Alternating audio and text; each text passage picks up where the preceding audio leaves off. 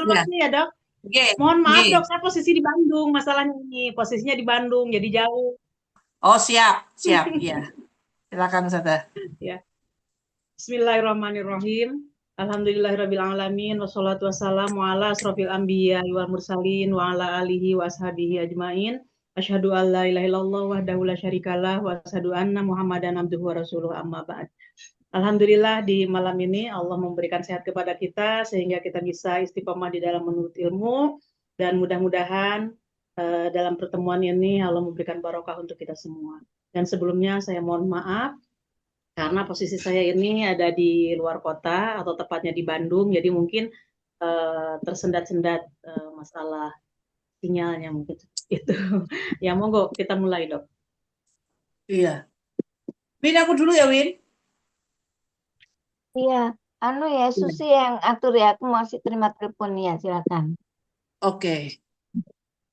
Dari Abu Hurairah radhiyallahu anhu dia berkata, ada seorang laki-laki dari kaum muslimin menemui Rasulullah Shallallahu Alaihi Wasallam ketika beliau sedang berada di masjid. Ia menyeru beliau dan berkata, wahai Rasulullah, sungguh aku telah berzina.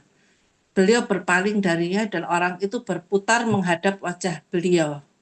Lalu berkata, wahai Rasulullah, sungguh aku telah berzina. Beliau memalingkan muka lagi, hingga orang itu mengulangi ucapannya sampai 4 kali. Setelah ia bersaksi terhadap kesalahannya sendiri sebanyak 4 kali, Rasulullah Shallallahu Alaihi Wasallam memanggilnya dan bersabda, apakah engkau gila? Ia menjawab, tidak. Beliau bertanya lagi, apakah engkau sudah kawin? Ia menjawab, ya sudah. Lalu Nabi Shallallahu Alaihi Wasallam bersabda, bawalah dia dan rajamlah. Paham dok. Eh, ini yang saya pahami. Jadi apa namanya hukuman berzina, zina itu suatu dosa besar dan hukumannya memang amat sangat berat, dirajam sampai mati. Mati. Ya, tetapi eh, untuk bisa merajam itu harus kejadiannya harus ada kesaksian 4 orang bersama-sama sekaligus. Kesaksiannya itu amat sangat ketat. Kecuali kalau dia memang mengaku. Tetapi mengaku pun itu bukan merupakan suatu kebahagiaan bagi Rasulullah seperti itu. Jadi Rasulullah itu berusaha untuk menghindar seperti itu. Nah, tapi karena orang ini ngotot, ya sudah dirajam. Nah, seperti itu, Saudara? Ya, jadi ini untuk meyakinkan apakah dia itu betul-betul berzina, maka ketika Rasulullah memberikan kesempatan seperti itu, apakah mereka itu tidak berani melanjutkan masalah hukum, itu ternyata orang ini orangnya jujur dan dia bertobat kepada Allah sehingga dilaksanakanlah rajam. Untuk meyakinkan, dok. Oke. Pertanyaan saya, Ustazah.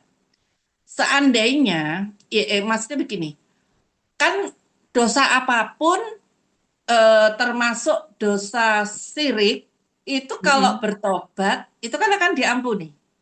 Betul, ya. Makanya di dalam Bulughul Maram sebelumnya kan ada kalimat begini, janganlah kalian itu sampai mengajukan sesuatu kepada kodi atau kepada hakim yang hakim itu pertamanya kan tidak mengetahui gitu. Ya, Kalau umpamanya itu terjadi, maka perbaikilah dan bertobatlah kepada Allah.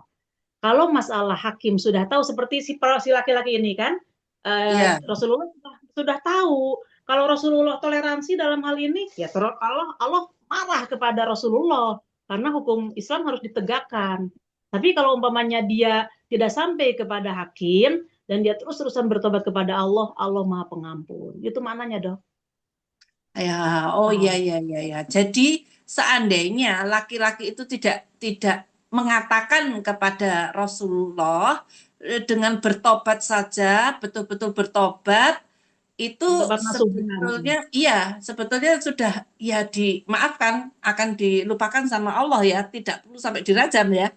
Ya, insya Allah seperti itu karena di dalam apa? Di dalam tafsir masalah rajam, masalah apa zina di dalam Al-Quran Syekh Utsaimin mengatakan innallaha ghafurur rahim.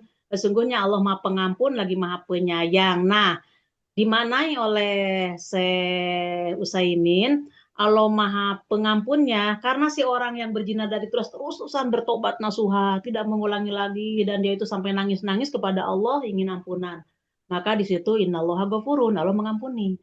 Dan kalimat raufur innallaha ghafurur rahim, rahim itu artinya Maha Penyayang. Jadi hukum rajamnya tidak disampaikan karena Allah sudah mendahului mengampuni dosa orang tersebut. Itu, Dok. Hmm. Dan kalau orang lain tidak tahu, itu kita tidak perlu pengumuman seperti ini karena ya Allah sudah menutupnya ya. Apa yang sudah Ya, gitu. ditutup oleh Allah Betul. nggak perlu dibuka lagi oleh manusia. Betul. Kalau umpamanya kita melakukan A, orang lain tidak ada yang tahu, kita nggak boleh begini. Iya, sekarang saya alhamdulillah sudah hijrah. Dulu saya begini-begini, saya pernah begini, yang tadinya orang tidak tahu jadi dibuka kan itunya. Ya, kenalah nanti hukuman Allah. Nauzubillah min dzalik. Itu, Dok.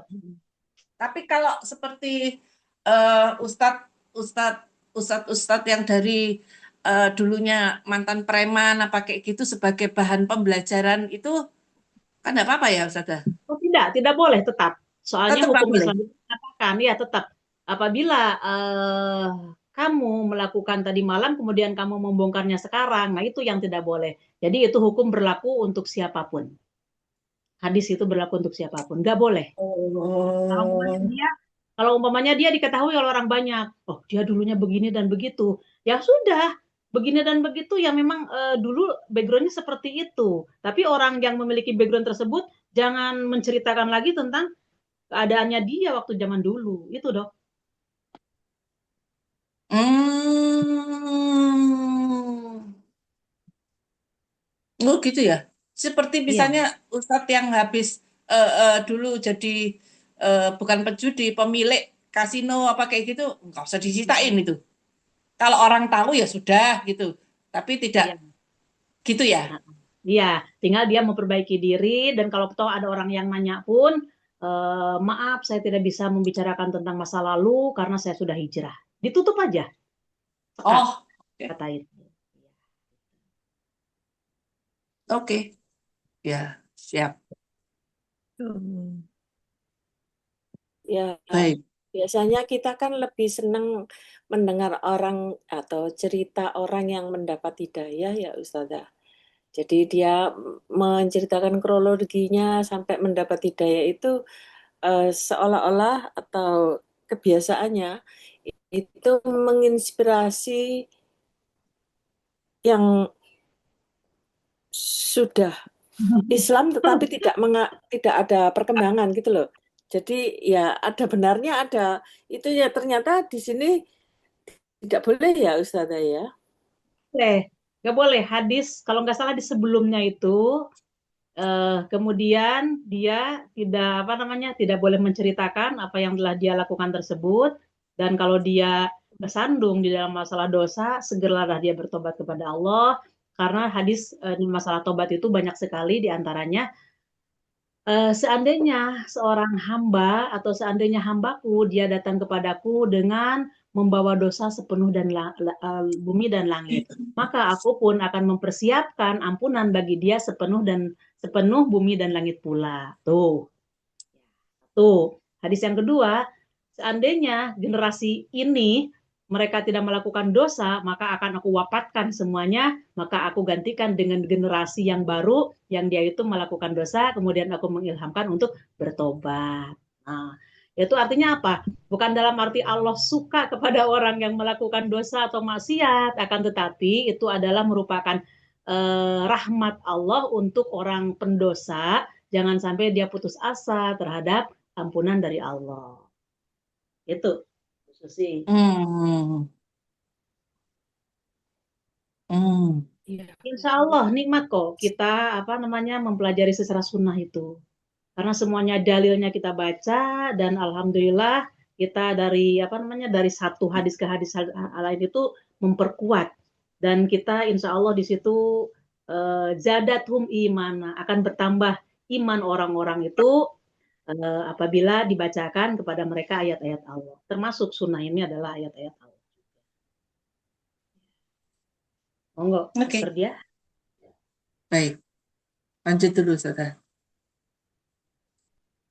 Oh, ini mestinya lanjutan yang tadi ya.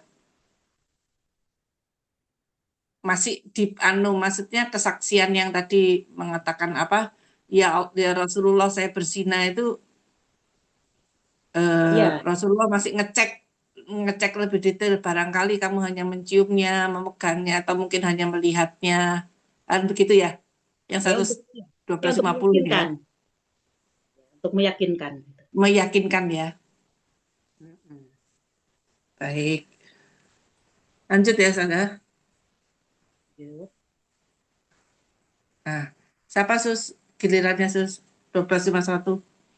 Dokter ini ya, ada? Ya, bismillah. Assalamualaikum warahmatullahi wabarakatuh. Waalaikumsalam warahmatullahi Dari Umar bin Al-Khattab radhiyallahu anhu bahwa dia pernah berkhutbah. Dia berkata, sesungguhnya Allah mengutus Muhammad dengan kebenaran, menurunkan kepadanya kitab, dan di antara ayat yang diturunkan kepadanya adalah ayat rajam.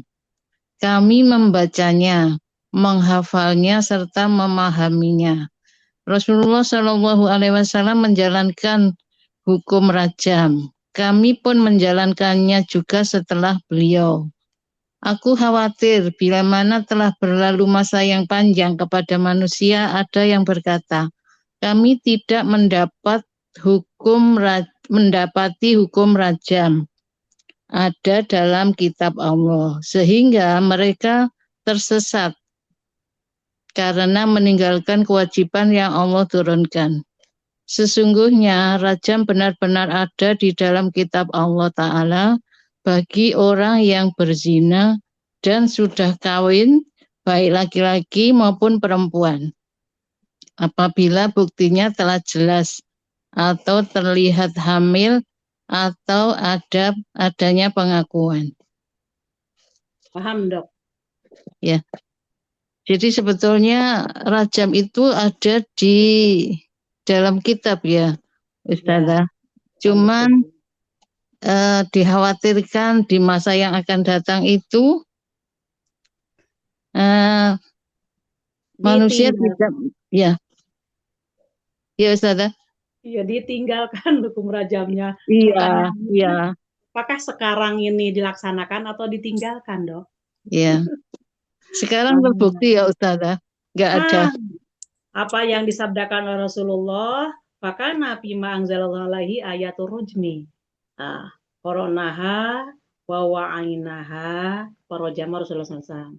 Fa'asa intola bin nasi, maka aku khawatir jika waktu berlalu terus dan terus, istilahnya generasi sekarang, datang suatu zaman yang dia itu berkata, gak ada kok di dalam Al-Quran itu tentang rajam. Kenapa mereka sampai mengatakan tidak ada? Karena mereka belum pernah mentadaburi Al-Quran dan Sunnah. Jadi artinya kapan dia baca Al-Quran, kapan Al-Quran itu diterjemahkan sehingga mengatakan tidak ada. Jadi akhirnya lari ke hukum yang sekarang ada di pemerintahan. Orang-orang yang berada di negara kita juga mungkin sebagian paham dan sebagian tidak paham. Yang paham ya ikut kepada yang tidak paham. Akhirnya seperti inilah. Itu Dokter Nini gimana? Iya. Yang sudah menikah dirajam. Yang belum menikah kan tidak dirajam sampai mati yang sudah menikah. Kalau yang belum menikah 100 dera sama dibuang 1 tahun. 100 dera sama dan dibuang 1 tahun. Maksudnya dijauhkan dari lokasi, dari negerinya dia.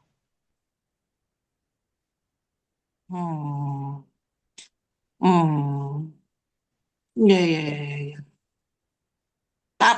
Tapi kalau terus kemudian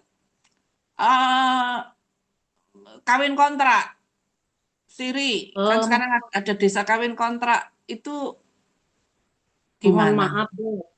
Di Muslim itu ada istilah kawin kontrak itu. Itu berlaku hanya waktu perang Badar selama 3 hari. Kalau toh itu udah berlalu 3 hari, dengan sendirinya pernikahan itu pecah sendiri, artinya bercerai sendiri. Cuma 3 hari waktunya.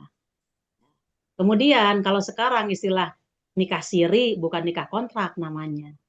Jadi nikah siri itu nikah yang tidak menggunakan surat-surat dari kepemerintahan. Bagaimana di Islam itu sah-sah Islam itu, cuma tidak masuk data pemerintah saja. Berarti kalau siri itu artinya orang-orang sekarang yang mensiasati dalam tanda petik supaya tidak zina, siri aja gitu, itu ya tidak apa-apa ya, sah aja. Eh, Tidak diniatkan seminggu 2 minggu, tidak diniatkan daripada zina seperti itu. Akan tetapi saya berniat karena saya mampu untuk nikah memadu, maksudnya istri yang kedua, ketiga, keempat, karena saya mampu, saya niatkan mau saya selama-lamanya sampai Allah menghendaki. Jadi tidak ada niat gini, ya pokoknya daripada saya berzina di negeri orang atau lebih baik saya nikah siri aja. Nanti kalau saya pulang tak ceraikan lagi, itu dosa. Maka itu hukumnya nanti nikahnya nikah makruh. Ya. Itu dok yang nggak dibolehkan itu. Jadi kalau nikah beneran aja, nikah maksudnya nikah selama-lamanya gitu. Hmm. Oh alah, ya ya ya ya. Iya, Dan Ustazah, apakah itu meliputi seperti itu? Saya mendengar itu cerita drama itu ada perjanjian pranikah. Nah, seperti itu, apakah di Islam juga membolehkan ya seperti itu? tidak ada perjanjian pranikah di Islam. Di Islam itu adanya khitbah pranikah itu. Maka dari khitbah ke nikah itu pada detik ini di khitbah melamar itu untuk menegaskan bahwa si perempuan yang dilamar itu apakah dia masih punya tanggungan laki-laki lain atau dia masih ada hubungan dengan orang lain gitu kan, untuk meyakinkan itu khitbah. Maka si perempuan nanti kan ditanya, udah benar-benar siap dinikahi oleh laki-laki ini. Pada saat itu dihitbah, pada saat itu juga dinikahkan gitu. Jadi kalau di Islam itu kalimat khitbah, kalimat melamar, udah dilamar, nunggunya sampai 5 tahun, adaptasi, kadang-kadang mohon maaf, kejadian anaknya lahir duluan, nauzubillah min dzalik, seperti itu. Islam tidak mengajarkan begitu. Gimana Bu Susi? Iya, Ustazah. Terima kasih. Ya, zaman sekarang kan bisa akhirnya dimanfaatkan hal-hal seperti itu ya Ustazah. Ya Allah, astagfirullah. Ya tambah pinter, tambah ini ya. Kenapa mereka memanfaatkan hal seperti itu? Karena nggak paham. Tidak ada tadabbur Al-Quran dan Sunnah. Makanya orang-orang yang calon mempelai itu ada foto-foto pranikah itu dan begini dan begitu, tidak boleh di Islam. Tidak ada. Dan di Islam itu tidak ada istilah tukar cincin. Kalau di film-film itu perjanjian pranikah itu kan biasanya terkait dengan harta. Iya, kontrak. Nah, berkaitan dengan harta seperti itu, ya Islam sudah lebih dulu menyampaikan itu kepada dua belah pihak. Ini hartanya harta bawaan dari si istrinya. Pokoknya gini, si suami itu nikah dengan seorang perempuan. Yang perempuan itu sudah memiliki rumah. Nah, berarti kan si perempuan itu sudah memiliki rumah, tapi si perempuan itu masih kepemilikan itu rumah itu gitu. Berarti kan si laki-laki tadi datang kepada si perempuan tadi tidak memiliki apa-apa dalam masalah rumah. Maka ketika cerai, si laki-laki tidak ada hak.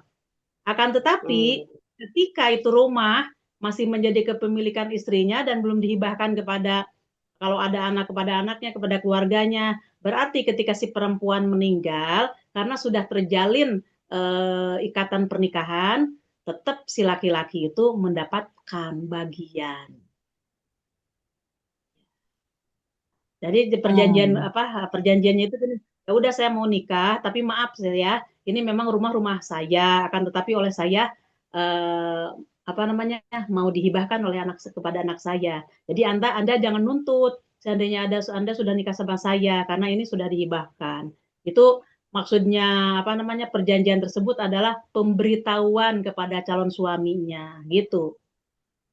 Yang saya pahami secara Islam seperti itu. Oke. Kalau tolong diulang untuk harta gono gini, Ustazah, di Islam gimana? Kalau untuk harta gono gini, di Islam itu tidak ada harta gono gini. Ada juga harta kepemilikan. Suami, istri, yang memang zamannya sekarang ini si perempuan karir.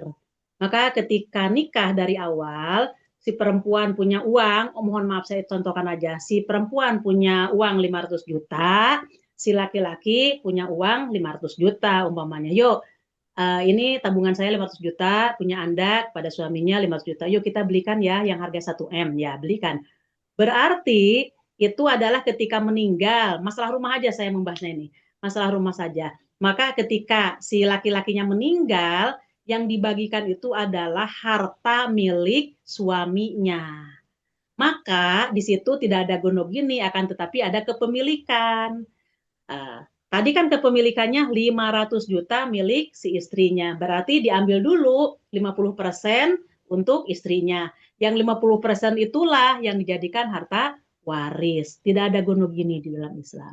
Terserah berapa persen kalau dipersenkan atau kalau umpamanya jumlahnya, saya kan di situ bantu juga 300 juta. Berarti 300 juta itu yang milik si perempuan itu yang masih hidup. Sisanya boleh jadi mungkin si milik suaminya gitu. Itu dong. Kalau cerai? Ya, kalau cerai, ya tadi kan harta gono gini tadi, maksudnya gono gini tadi itu kan tetap, cuman di dalam surat Al-Baqarah. Ya, saya harus ngambil mushaf ini. Coba lihat ya di surat An-Nisa, apabila kamu menceraikan istrimu, jangan kamu ambil harta-harta yang kau berikan kepada istrimu. Begitulah kalau masalah cerai. Berarti misalnya tadi suami punya 500 juta, istri punya 500 juta. Kalau cerai harusnya 500 juta tadi punya istri, 500 jutanya yang dikasih dari suami itu ya harusnya suaminya tidak ngambil ya. Di dalam hukum di dalam kata-kata Al-Quran begitu. Apabila kamu menceraikan istrimu, janganlah kamu meminta harta yang telah kamu berikan. Cuman penekanannya di situ biasanya di dalam masalah mas kawin gitu. Oh, mas kawin. Oh, lah kalau selama menikah istrinya tidak bekerja, laki-lakinya yang bekerja terus semua harta bendanya itu kan atas nama, kalau sekarang ada peraturannya rumah itu suami istri. Rasanya seperti itu. Kalau dulu rasanya masih bisa ya, rumah atas nama salah satu itu bisa. Tapi sekarang kalau rumah rasanya kayaknya Di harus hukum istri. Islam itu ada yang berkaitan dengan masalah urf. Urf itu adalah kebiasaan. Kalau rumah itu sudah diatasnamakan istri, berarti itu milik istri, katanya gitu. Itu dari kebiasaan.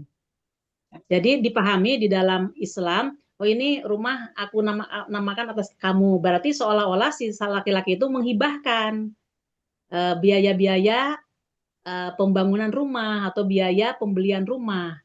Jadi begitu itu diatasnamakan si perempuan, walaupun dia kan dua belah pihak, yang satu 500 juta, yang satu 500 juta. Tapi si laki-lakinya saking sayangnya kepada istrinya, udah aku namakan atas nama kamu. Nah, di dalam uruf itu, di dalam kebiasaan tersebut, kalau sudah diatasnamakan istri, berarti itu adalah milik istri. Jadi seolah-olah si laki-laki hibah kepada istrinya gitu.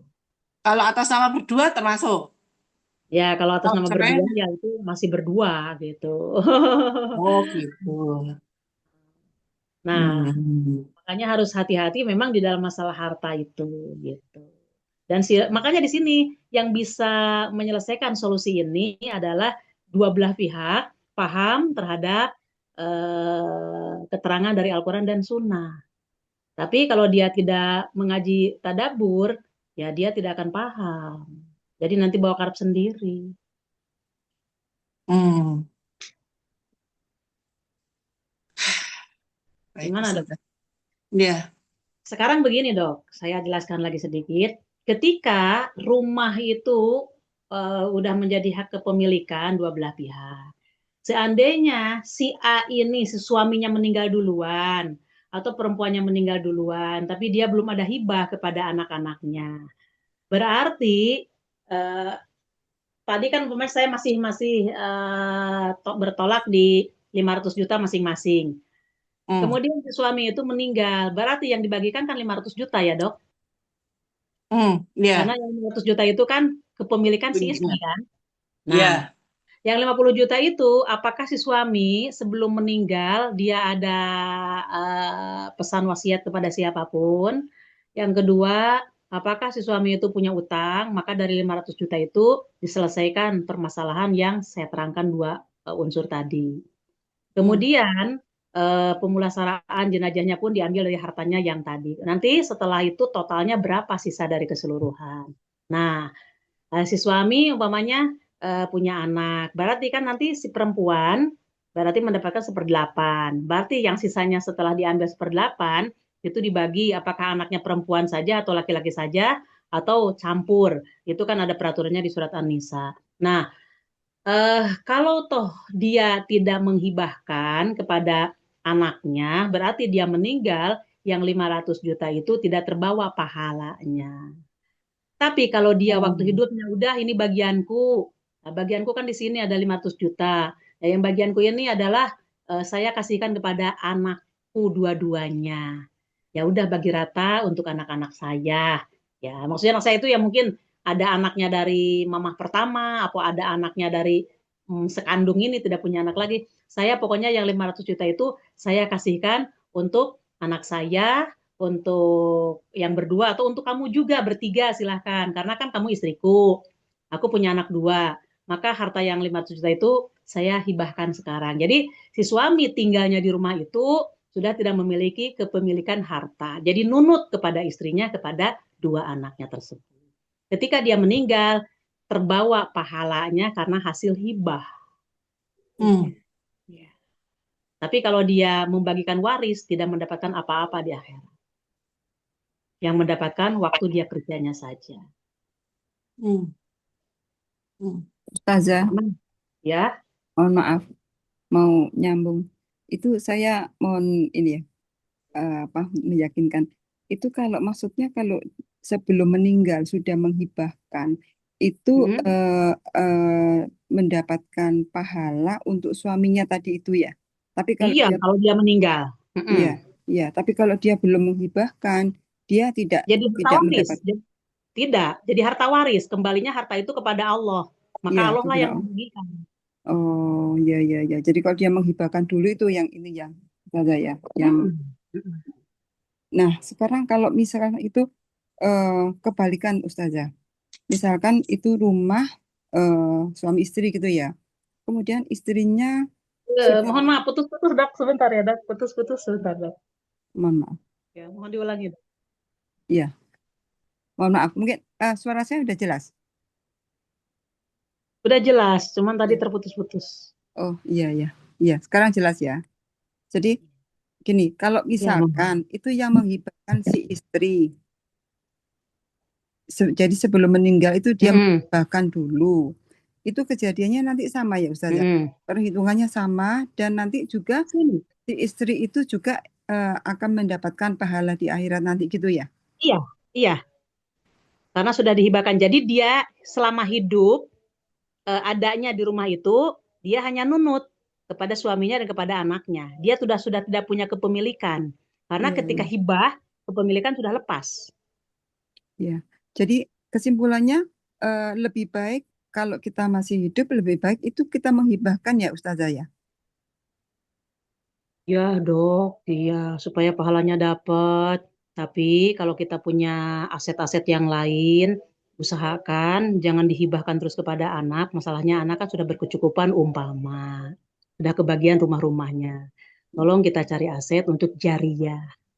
Jariyah bikin masjid, bikin sekolah, pembuatan sumur dan sebagainya. Dari biaya kita ini full. Insya Allah semuanya itu akan kembali kepada kita. Ya, kalau saya kemarin kan di dokter dia kemarin itu di Buraiha kan, Buhai apa nama kemarin itu kan seorang sahabat. Ya Rasulullah setelah turun ayat bahwa tidak akan sampai seseorang terhadap kebaikan kecuali dia menginfakkan apa yang dia cintai. Maka orang tersebut sangat senang sekali dalam Kebunnya ayat itu ya. itu. Ya, apa namanya ya? Iya, nama sahabatnya lupa saya, tapi kebunnya saya, ya, kebun Bari, kurma apa? itu. Kebun kurma ya. Maka akhirnya dilepaskan. Ya Rasulullah, saya hibahkan semuanya ini karena yang dia inginkan adalah pahala akhirat. Akhirnya orang tersebut diarahkan oleh Rasulullah, bagikanlah itu untuk keluargamu. Jadi walaupun diikrarkan untuk Rasulullah sangat paham sekali tentang kondisi keluarga. Maka Rasulullah mengarahkannya. Maka ketika diarahkan itu, beliau ini samina wa ata'na. Jadi nggak begini, loh saya menghibahkan kepada Rasulullah tapi dikembalikan lagi kepada keluarga saya. Tidak seperti itu. Tapi dengan adanya petunjuk itu, kata Rasulullah, ini keberuntungan yang besar bagi kamu. Ini keberuntungan sampai 3 kali Rasulullah mengatakan seperti itu. Nah, itu yang harus kita ambil pelajaran insya Allah. Gimana dok? Ustadzah, saya ingat Ustadzah, maksimum untuk sepertiga itu wasiat ya, yang tidak boleh lebih dari sepertiga harta ya. Tetapi untuk hibah tidak ada maksimumnya ya. Tidak ada. Oh, ya. Jadi untuk wasiat dan wasiat tidak boleh kepada ahli waris, Bu Susi.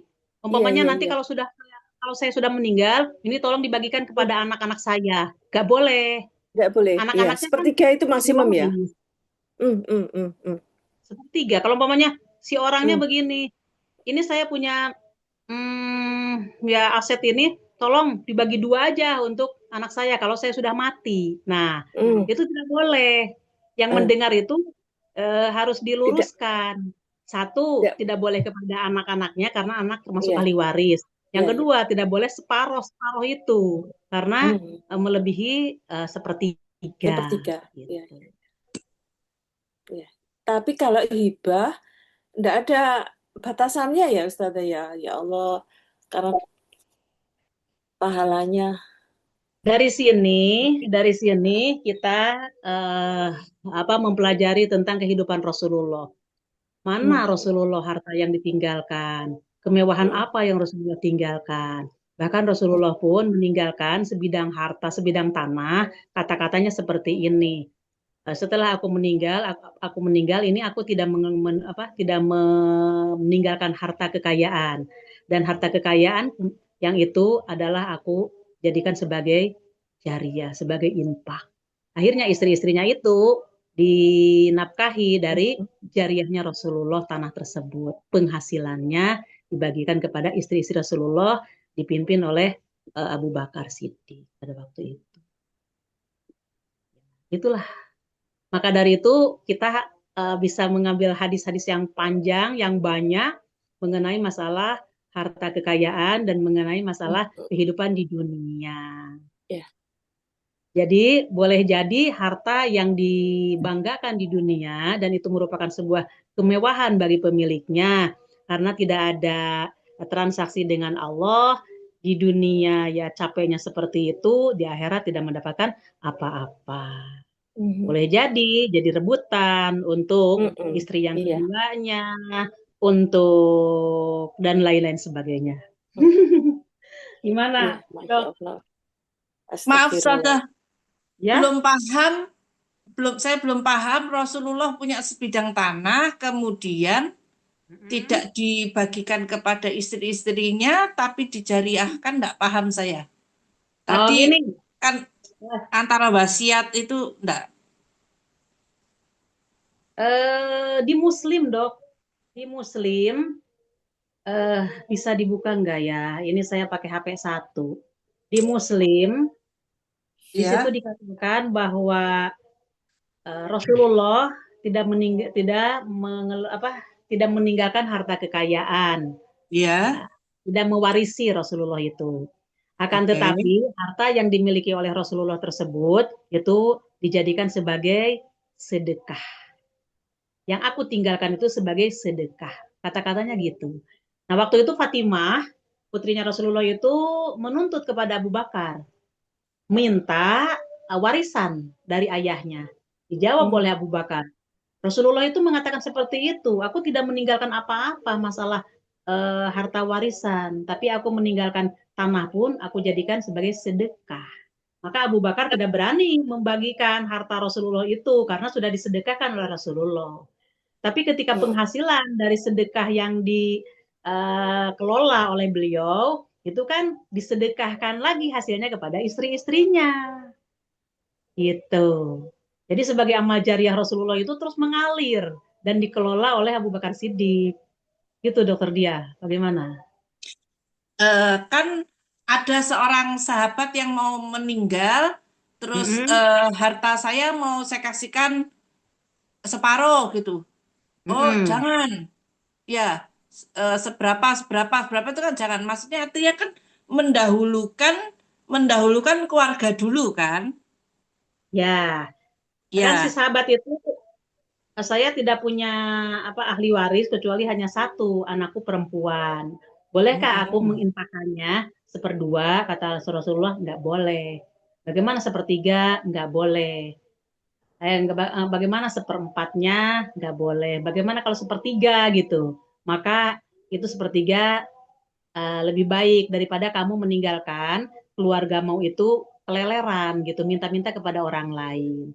Jadi untuk diinfakkan oleh sahabat tersebut diizinkan hanya sepertiga memberikannya kepada yang lain, menginfakkannya gitu. Tapi yang sisanya itu adalah untuk ahli warisnya dan keluarganya dari beliau. Lah, terus kenapa Rasulullah kok memberikan sebidang tanahnya itu? Kok tidak untuk Fatimah sama istri-istrinya? Ya Rasulullah menghendaki seperti itu. Karena Rasulullah itu tidak mewarisi apa-apa. Tapi dengan adanya beliau meninggalkan hartanya tersebut sebagai sedekah, maka semua istrinya itu, semua siapapun boleh jadi mungkin dan anaknya dan sahabatnya yang miskin akan menjadi mustahik dari harta Rasulullah tersebut. Itu lebih luas lagi, Dok. Iya kan? Hmm. Jadi mustahik Oh, dari hasil kebunnya itu. Nggak, mungkin oh, dokter dia nggak pahamnya kenapa kok nggak dilarang oleh para sahabatnya saat itu. Jadi kok semuanya Oh, disedekahkan gitu loh, Ustazah. Oh iya. ya, nggak akan ada yang melarang dan itu ada sebagai Iya, contoh dari Rasulullah. iya, Rasulullah iya, berbicara apapun nggak ada yang berani kepada Rasulullah. Iya, Bahkan ditanya pasti nggak Umar, berani. iya, ketika Yang sahabat ditanya, kebun ya, kurma tadi kan mau mm-mm, diinfakkan di jalan Allah juga suruh dilarang. kasih ke keluarga. Iya, iya, iya. Jadi Rasulullah itu sebagai kepala negara dan memahami tentang keadaan sahabat tersebut, akhirnya diarahkan lagi kepada keluarganya, gitu dong. Hmm. Hebat. Atau pertimbangannya mungkin kalau bukan bukan istri Rasulullah, istri atau anak Nabi itu kira-kira nggak tahan, tidak lebih tahan menderita begitu ya? Kan sudah Sehingga Rasulullah titipkan semuanya kepada Allah dong. iya. iya iya betul iya. Cuma maksudnya Tapi ini anu dengan sepertinya adanya contoh perkecualian ya. kebun kurma nggak boleh atau ya perkecualian ya. Iya, Yang menjadi seperti perkecualian gitu ya ja- Ustaz ya ja- seperti. iya, jandanya Rasulullah Nanti, dan anak-anaknya kan nanti tidak boleh menerima sodako, tidak boleh menerima zakat seperti itu ya, Ustazah. Kan perkecualian begitu ya. eh itu namanya bukan dari orang yang mengeluarkan zakat. Hmm, Rasulullah itu sedekahkan itu bukan bukan zakat mal, hmm, Oh, itu sebagai jariyah Rasulullah. hmm. Hmm. Dan Jariyah itu dikelola oleh Abu Bakar. Pas Abu Bakar yang memegang kepemerintahan itu. Dan di situ punya penghasilan. Adapun eh, istri-istri Rasulullah yang kekurangan anak-anaknya atau sahabat-sahabat yang lain, muslim-muslimat, Abu Bakar bertanggung jawab untuk kehidupan, kelangsungan hidup mereka-mereka. Maka Rasulullah hanya mengeluarkan itu saja. Tidak, ini sodako untuk ini. Enggak seperti itu. Itu kan yang mengelola Abu Bakar Siddiq. Hmm. Ya, ya, ya. Baik, Ustazah. Ya, dalam perjalanan waktu nanti insya Allah lebih paham lagi. Ya, insya Allah betul dengan yang tambahan. Monggo lanjut. Siapa Sus? Dokter Ari ya.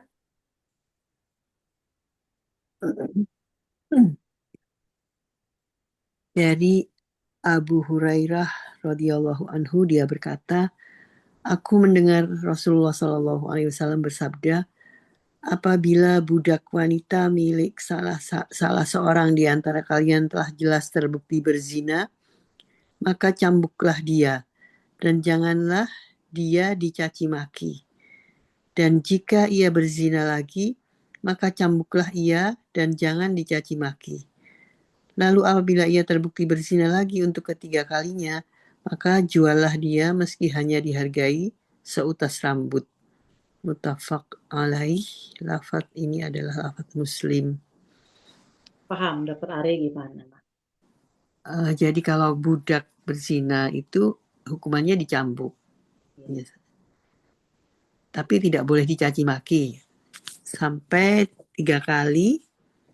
Kalau berzina lagi untuk yang ketiga kalinya, maka dia dijual. Iya. Disuruh dijual. Walaupun harganya hanya murah. Seutas rambut.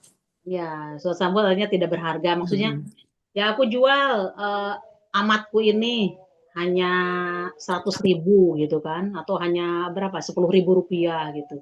Lebih baik dijual. Nanti daripada si juragannya itu repot dia terus-terusan bolak-balik berzina, sedangkan tidak boleh dicaci maki, kan kesel gitu, makan hati nantinya. Ini apa statusnya budak itu? Artinya menikah atau tidak menikah sama, tidak dirajam sampai mati. Separuhnya dari orang yang merdeka, Dok. Rajamannya itu. Separuh berarti ya tidak sampai mati ya, meskipun budak itu sudah menikah gitu ya? Iya, setengah mati ya. Setengah mati ya. Oh gitu ya. Kalau yang masih perjaka, berarti kan tadi 100 ya. Berarti si ini 50. Dan dibuang setengah tahun gitu, 1 semester gitu. Berarti caci maki ini lebih dari dicambuk ya? Sampai tidak boleh banget gitu ya? Boleh gitu. Itu cara semuanya kan hamba Allah, jadi Allah lebih sayang kepada hambanya timbang seorang ibu kepada anaknya. Lebih Allah itu sayangnya. Cuman banyak manusia yang nggak paham. Setengah yang merdeka. Oh gitu. Baik, Ustazah. Lambe turah itu tidak boleh ya.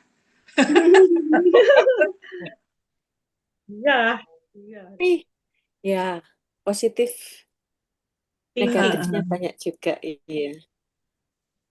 Selanjutnya Bu Indra ya. Bu Indri ya.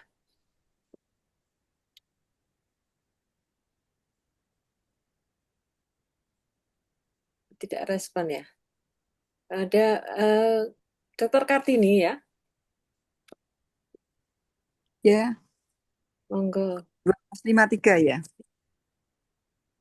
1253. 1253 ya. Dari Ali dia berkata, Rasulullah SAW bersabda, tegakkanlah hudud hukuman kepada budak yang kamu miliki. Hadis riwayat Abu Dawud, menurut riwayat Muslim hadis tersebut mauquf. Paham? Ya, jadi kita disuruh menegakkan hukum kepada Ya. budak yang kita miliki. Kita harus tegas menegakkan hukum terhadap budak yang kita miliki. Insya Allah dokter tidak akan menemukan budak sekarang, dok. Iya, terus gimana ini? Jadi jangan dianggap asisten itu adalah sebagai budak. Itu asisten itu ada karyawan-karyawati kita yang memang kita gaji dan dia ditugaskan untuk bekerjanya di bidang itu. Nah, masalah perbudakan ini adanya di zaman Rasulullah dan itu pun cara memperlakukannya itu sangat santun sekali Islam itu. Dan betul-betul semuanya itu karena negaranya itu berdasarkan Al-Quran dan Sunnah, walaupun seorang budak yang melakukan perzinahan tetap harus ditegakkan hukum tajam tersebut. Itu, dok. Apakah ada diaplikasikan untuk di kehidupan sekarang, ada nggak Ustazah? Ya, kalau pemerintahan kita menggunakan Al-Quran dan Sunnah, dok, insya Allah pasti ada. Tapi kalau mereka menjauhkan, yang tepat cuman fenomena yang saya pahami, pendidikan agamanya juga sekarang sudah jauh. Kalau hukum apa-apa juga sudah jauh. Jangankan hukum itu, hukum yang dimiliki aja oleh pemerintah, walau a'lam. Udah saya nggak bicara panjang lah. Ustazah, kalau dengan majikan itu apa yang disebut zina? Oh enggak, kalau majikan itu kan itu budaknya sendiri, maksudnya udah jadi kepemilikan, dok. Udah jadi kepemilikan. Jadi dia begitu dikasihkan, ini milik kamu, hak kamu. Berarti setelah itu melihat situasi kondisi apakah si perempuan itu lagi hamil atau apakah si perempuan itu dia itu masih produktif, nanti itu kan diperhatikan di situ. Nunggu sampai dia itu bersih. Jangan sampai dia itu digauli tapi masih hamil gitu. Maka nunggu 1 kali men, udah gitu baru digauli. Langsung, dok. Langsung. Jadi kalau dengan majikan itu tidak disebut zina. Zina tidak. Kalau budaknya perempuan dengan majikan laki-laki tidak. Tapi kalau budaknya laki-laki dengan majikan perempuan yang sudah punya suami? Si perempuannya itu yang termasuk zina kan nggak boleh. Jadi sisi perempuannya itu termasuk selingkuh terhadap budaknya itu. Nggak boleh. Meskipun itu majikan ya? Iya, Majikan perempuan? majikan. Kan nggak ada perempuan diizinkan untuk gaul dengan si hamba laki-laki. Nggak ada. Nggak ada. Nggak ada. Oh, jadi yang majikan perempuan ini disebutnya zina, tapi kalau budaknya itu enggak zina ya? Si budak, si Laki-laki. juragannya, si laki-lakinya kepada hamba saya perempuannya, nggak zina. Enggak. Maksud saya budak majikan perempuan itu dengan budak laki-laki itu majikannya yang zina, tapi budak laki-laki ini enggak zina karena dia budak. Tetap zina, tetap. Karena itu kan nggak dibolehkan. Oh, termasuk zina. Terus yang disebut pemilik itu misalnya punya anak gitu, anak laki-laki gitu. Apakah anak laki-laki dari majikan ini dengan budak perempuan itu zina apa enggak itu? Anaknya sendiri. Maksudnya juragannya itu, majikannya itu punya anak laki-laki. Terus kalau juragan laki-laki tadi sama budak perempuan kan enggak apa-apa, enggak zina. Ya. Tapi kalau anak laki-laki ini, anak laki-laki juragan itu dengan budak perempuan. Oh tidak, mohon maaf, itu tidak bisa. Karena itu kepemilikan adalah diberikannya kepada bapaknya. Bapaknya? Jadi yang berhak menggauli itu adalah bapaknya. Oh, cuma satu ya. Kecuali memang sudah diwariskan ke anaknya gitu ya. Jadi tidak Salome gitu ya, satu lubang rame-rame, tidak begitu. Tidak. Hmm. Ustazah, Ustazah tanya. Ya gimana dok?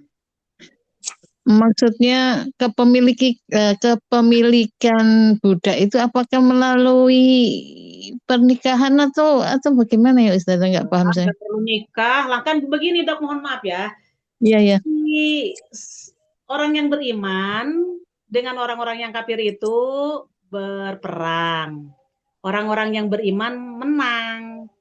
Berarti si orang-orang dari pihak kafir itu kan angkat tangan semuanya. Jadi menyerahkan diri. Ketika menyerahkan diri, orang-orangnya yang tidak melarikan diri itu namanya tawanan. Nah, tawanan itu adalah sebagai hasil rampasan perang. Manusianya nanti kalau sudah dimiliki oleh orang yang beriman, nanti jadi hamba-hamba sahaya. Nah, harta kekayaannya namanya ghanimah.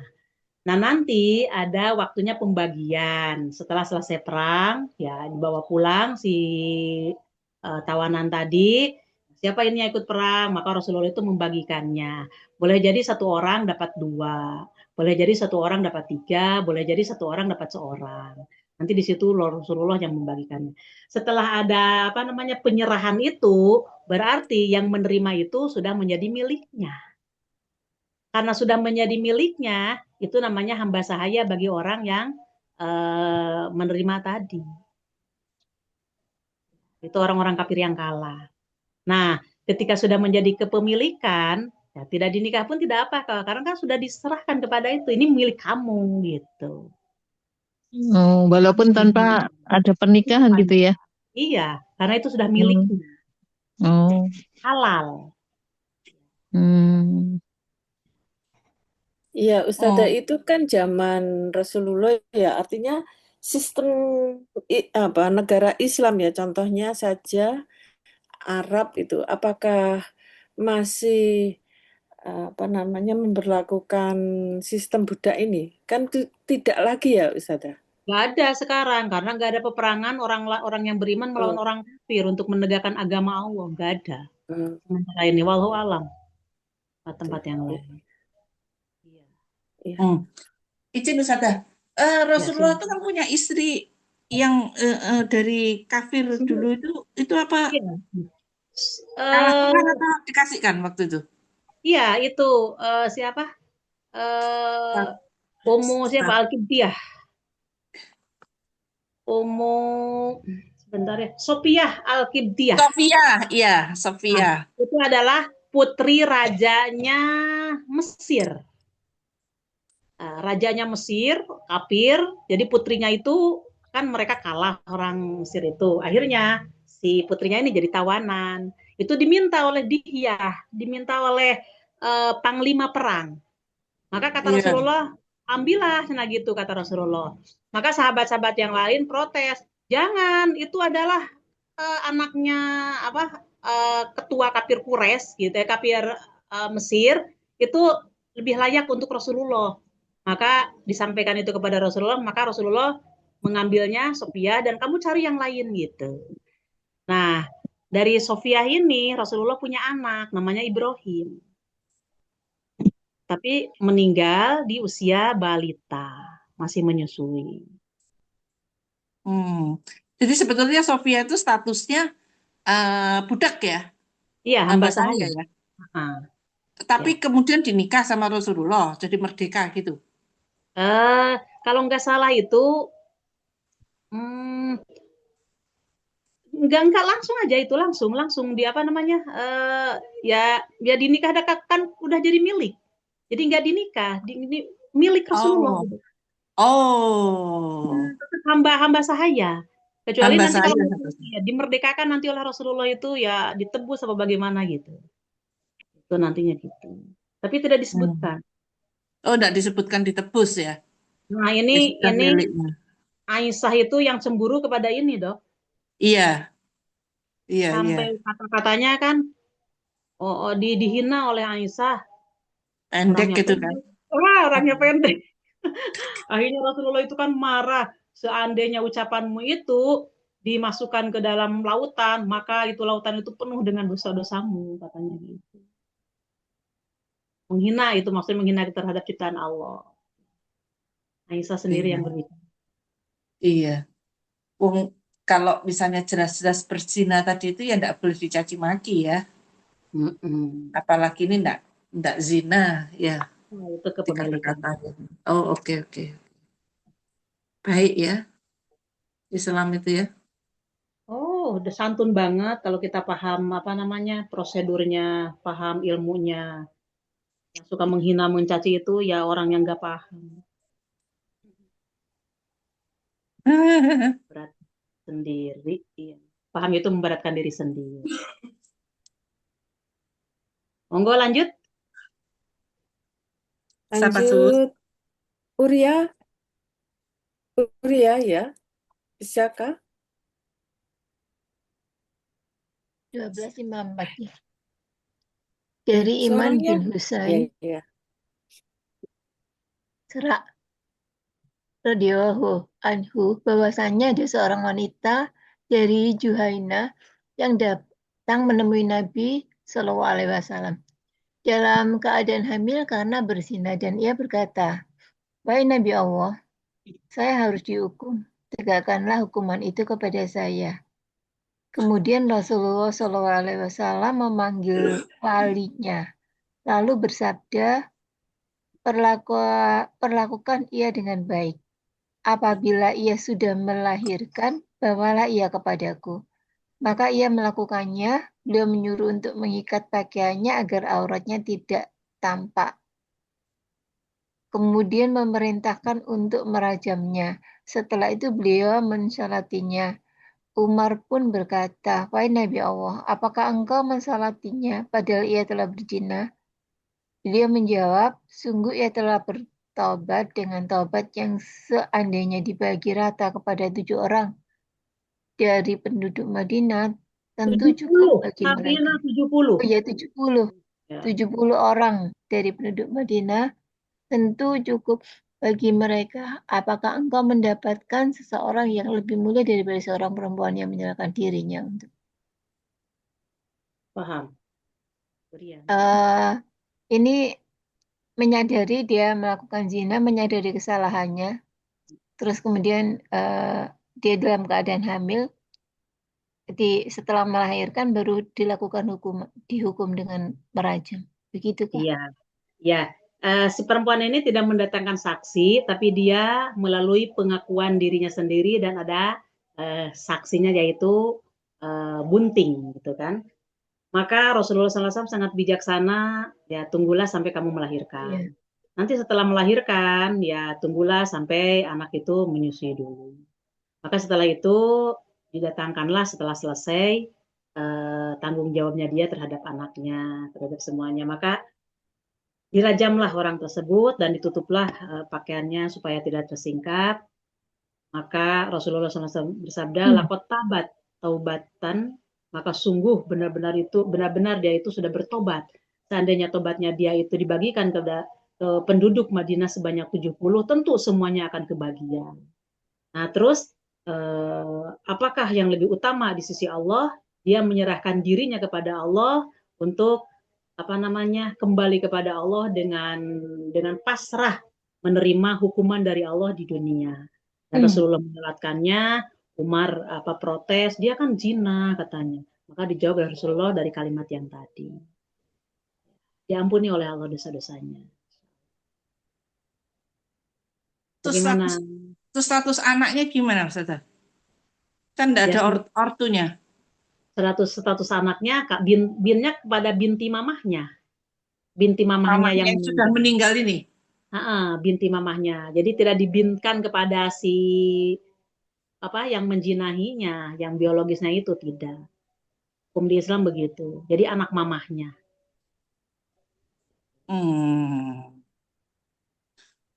Pada pelakunya saja tidak boleh dicaci maki, sama anak ini hasil ini pun lebih-lebih ya, tidak boleh dihina ya. Tidak boleh dihina.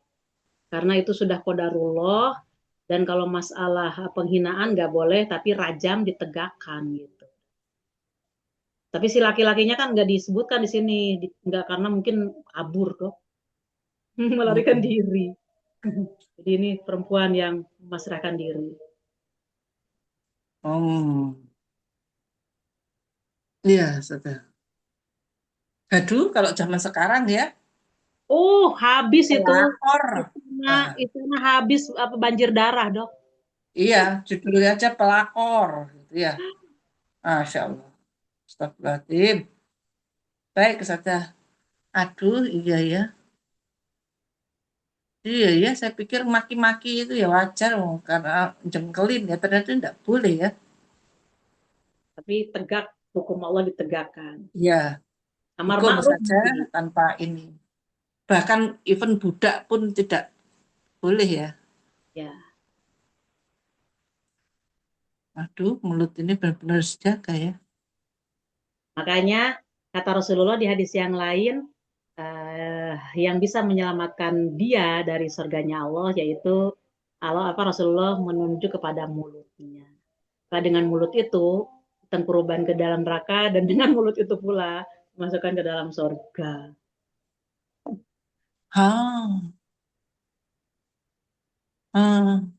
Iya. Lanjut. Oke. 12.55 siapa sus?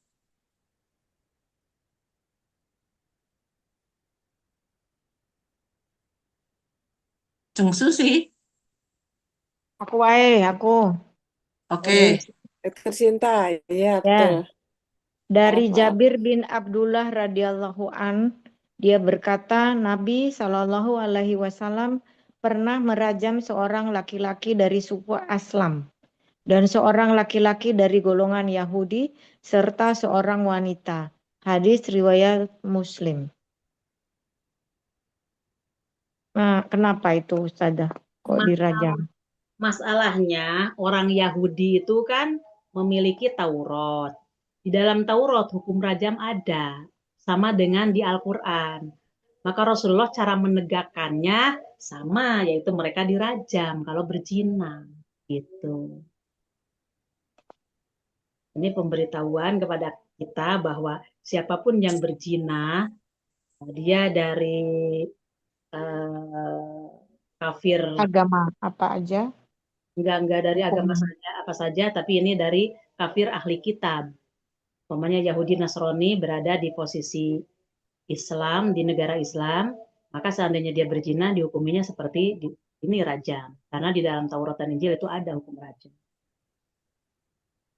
Kalau Suku umpamanya Aslam suku itu Aslam, Nasrani iya. toh? Bukan Islam gitu ya Ustazah. Suku Aslam itu. suku Aslam itu termasuk golongan Yahudi kalau nggak salah itu. Orang sama dengan mereka. Nah, di sini rajam minal Yahudi dari Yahudi. Suku Aslam dan seorang laki-laki dari golongan Yahudi, dan perempuannya juga sama ditegakkan hukum rajam kalau mereka berzina. Tapi kalau yang kafir firfir enggak ya? Kafir Ardi ya. Agama Ardi seperti dari kepercayaan dari Konghucu gitu kan ya, berada di ya, mungkin diserahkan aja oleh orang Islam kepada mereka gitu. Dan nggak boleh mengotori negara Islam itu. Oh, begitu. Karena sebetulnya di kitabnya itu Iya, ada hukum. batasan ya Ustaz. Hukum atau hukum Islam itu dikenakan kepada umatnya. Kalau untuk golongan yang lain tidak boleh atau tidak bisa begitu ya Ustazah? Kalau golongan yang lain, cara mereka bertobatnya bagaimana gitu. Jadi kalau toh mati pun langsung iya. aja ke neraka. Dan ini orang Yahudi pun selama dia dirajam itu tidak bertobat masuk Islam, tetap aja ke neraka. Ya di dunia dia dirajam sampai mati, dia tidak bertobat, langsung mati pun neraka gitu. Tapi kalau wanita Muslim diperkosa kafir gitu, itu bukan anu ya, itu bukan zina, terus orang kafir itu boleh dibunuh? Putus-putus, dokter dia. Sebentar ya. Wanita Putus-putus, muslim, Dok. wanita muslim, Diulang, Dok. wanita muslim diperkosa kafir yang kafir. Itu wanita muslim ini tidak termasuk zina, tetapi apakah kafir ini boleh dibunuh? Maksudnya dipaksa gitu. Iya, diperkosa. Kalau diperkosa Diperkosa kan, kan dipaksa gitu kan. Dipaksa terpaksa kan gitu kan. iya terpaksa. Dan di situ ada ancaman. Kamu di situ ada ancaman. Kamu Iya. kalau tidak mau melayani aku akan bunuh gitu kan. Nah gitu. Iya. Berarti itu diangkat oleh Allah, kalam Allah. Jadi tintanya Allah itu diangkat. Jadi artinya ada toleransi dari Allah, dimaafkan oleh Allah. Oke. Si Terus kalau yang dalam tadi. hal kalau pemerkosa itu boleh dibunuh, ha? Kalau apa namanya hukum apa mata dibalas mata itu apa namanya? Terus hukumannya apa? Ya Misalkan? dia memperlakukan pemerkosaan gitu kan.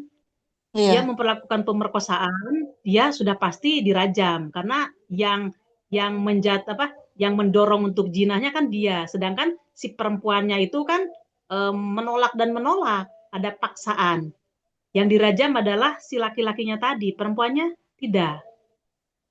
Karena ada ancaman kepada si perempuan tersebut. Beda dengan saling suka sama sukakan lain. Meskipun kafir ya, rajam ya. Iya, kafirnya kan kafir ahli kitab. Enggak, kalau kafir. Pemerkosa kafir yang kafir. Pemerkosa tapi bukan zina, bukan suka sama suka begitu. Iya. Ya itu nanti kan boleh jadi karena itu pemerintahan Islam, nanti kebijaksanaan dari pihak Islam itu bagaimana itu, Dok? Oh, gitu. Kebijaksanaannya dari pihak pemerintah Islam menghadapi orang seperti itu. Baik, baik. Iya. Mau lanjut? Udah. Udah dulu ya, mohon maaf. Ya. Tadi tekor sekian menit, 25 menitan. Ya, karena ada tamu dan mudah-mudahan alhamdulillah dengan adanya kita lancar di malam ini, mudah-mudahan ini merupakan pemberian dari Allah untuk bisa mendapatkan barokahnya, untuk bisa mendapatkan ampunan dari Allah dan mendapatkan pahalanya. Semoga kita menjadikan hamba-hamba Allah yang taat kepada Allah di dalam menjalankan agamanya setelah kita mengetahui ilmunya, dan semoga kita mendapatkan taufik untuk bisa mengamalkannya. Amin ya rabbal alamin. Subhanakallahumma wa bihamdika asyhadu an la ilaha illa anta astaghfiruka wa atubu ilaik. Rabbana atina fid dunya hasanah wa fil akhirati hasanah wa qina adzabannar. Wassalamualaikum warahmatullahi wabarakatuh. Pamit. Assalamualaikum wabarakatuh. Terima Terima kasih. kasih, Ustazah. Terima kasih semua. Ya, saja. Teman-teman. Saat istirahat. Iya. Ya, sudah. Assalamualaikum. Salam. Waalaikumsalam. Salam. Ini